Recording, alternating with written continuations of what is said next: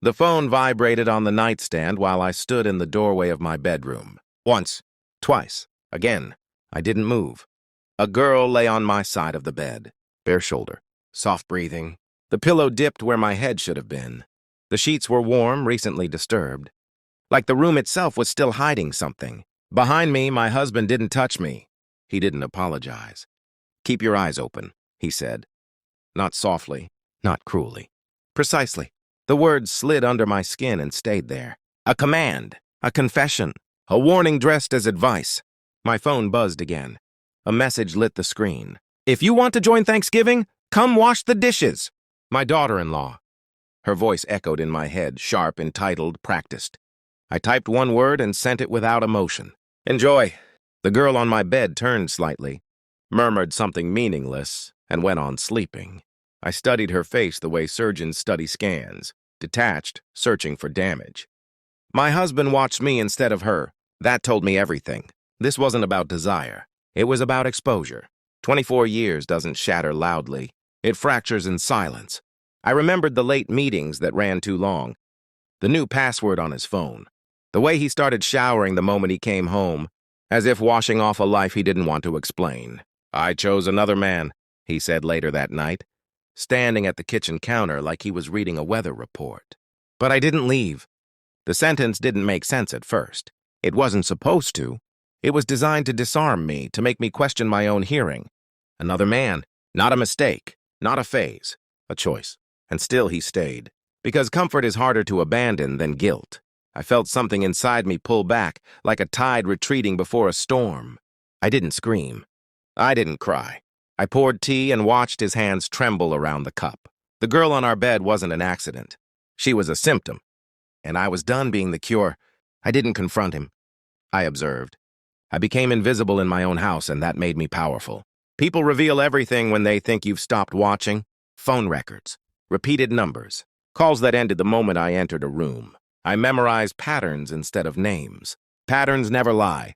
Receipts followed. Hotel bookings charged to a card he forgot I had access to. Jewelry purchased on my birthday, never given to me. A life running parallel to mine, neat and secretive. At night, my mind screamed. You gave him your youth. You built this family.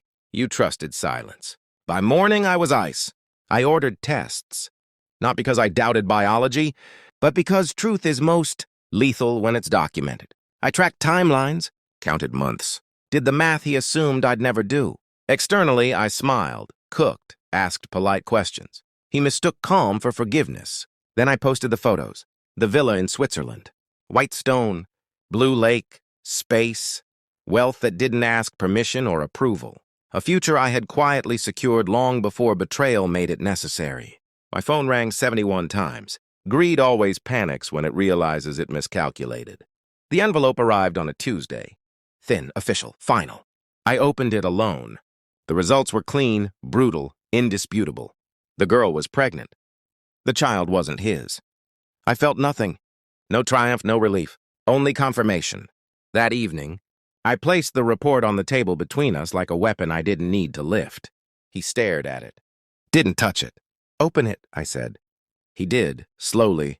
His face folded in on itself, shock giving way to panic, panic to grief. He cried, loudly, messily, as if noise could undo evidence. "I didn't know," he said. "I swear." I watched him unravel with clinical interest. "You forced the truth," I replied. And that was the last honest sentence we ever exchanged. Revenge doesn't require volume.